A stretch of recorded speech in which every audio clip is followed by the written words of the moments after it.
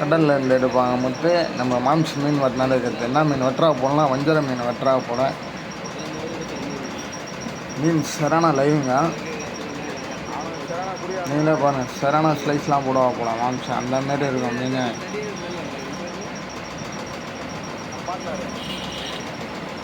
சரியான குவாலிட்டியான ஃபிஷ். சாப்பிட்டா இந்தமாரி சாப்பிட்ணும். யாரெல்லாம் இந்தமாரி லைவான ஃபிஷ்லாம் சாப்பிடுன்னு சொல்லிட்டு கமெண்ட் பண்ணுங்கள், பார்க்கலாம் எவ்வளோ பேர் கமெண்ட் பண்ணுறீங்கன்ட்டு.